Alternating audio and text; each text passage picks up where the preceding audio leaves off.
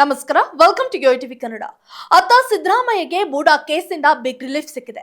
ಆದರೆ ಇತ್ತ ಸ್ನೇಹಮಯಿ ಕೃಷ್ಣಗೆ ಸಂಕಷ್ಟ ಎದುರಾಗಿದ್ದು ರೋಚಕವಾಗಿದೆ. ಮೂಡಾದ ಬಗ್ಗೆ ಮೊದಲು ಧ್ವನಿ ಎತ್ತಿದ್ದೆ ಸ್ನೇಹಮಯಿ ಕೃಷ್ಣ.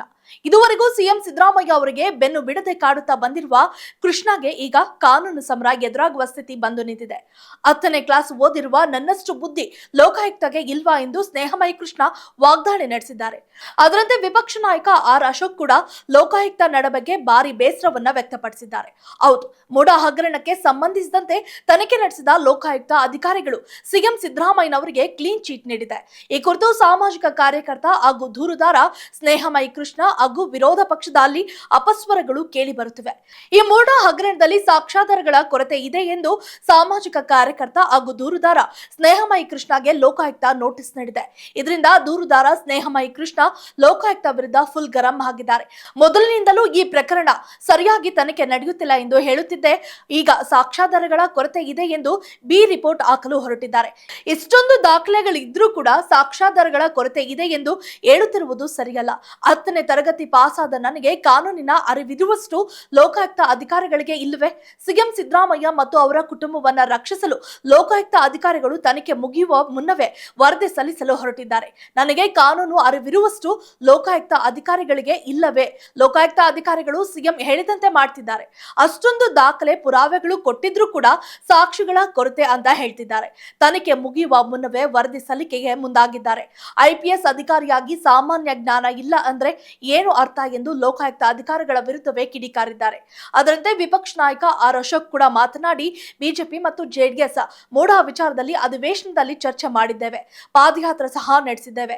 ದೇಶದ ದೊಡ್ಡ ದೊಡ್ಡ ವಕೀಲರು ಕೂಡ ಬಂದು ವಾದ ಮಾಡಿ ಹೋಗಿರುವ ಕೇಸ್ ಇದು.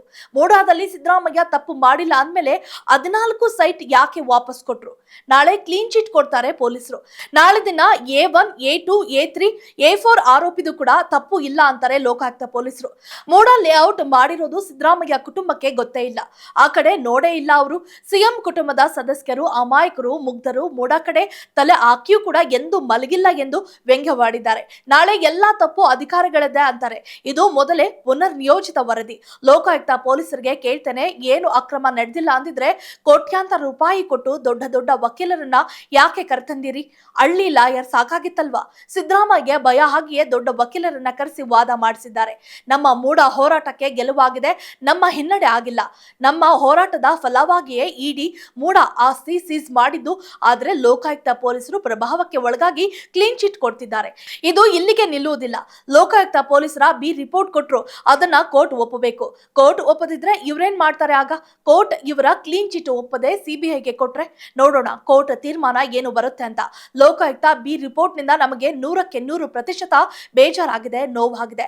ಆದ್ರೆ ನಮಗಿಂತ ಹೆಚ್ಚು ಬೇಜಾರು ಕಾಂಗ್ರೆಸ್ನ ಕೆಲ ನಾಯಕರಿಗೆ ಆಗಿದೆ. ಅವರಿಗೆ ರಾತ್ರಿ ನಿದ್ದೆ ಬರಲ್ಲ ಎಂದು ಆರ್ ಅಶೋಕ್ ವಾಗ್ದಾಳಿ ಮಾಡಿದ್ದಾರೆ. ಒಟ್ಟಾರೆ ಈ ಮೂಲಕ ಸಿಎಂ ಸಿದ್ದರಾಮಯ್ಯ ಪ್ಲಾನ್ ಎಲ್ಲ ವರ್ಕೌಟ್ ಆದ ಹಾಗೆ ಇದೆ. ಆದ್ರೆ ವಿರೋಧ ಪಕ್ಷಗಳು ಇದಕ್ಕಾಗಿ ಮತ್ತೇನು ಕಸರತ್ತು ನಡೆಸುತ್ತವೆ ಎಂಬುದನ್ನ ಮುಂದಿನ ದಿನಗಳಲ್ಲಿ ಅಪ್ಡೇಟ್ ನಲ್ಲಿ ನೋಡೋಣ. If you like this video, ಬೇಗ ಲೈಕ್ ಮಾಡಿ, ಕಾಮೆಂಟ್ ಮಾಡಿ, ಶೇರ್ ಮಾಡಿ ಹಾಗೂ ಯೋಯೋ ಟಿವಿ ಕನ್ನಡವನ್ನು ಸಬ್ಸ್ಕ್ರೈಬ್ ಮಾಡಿ.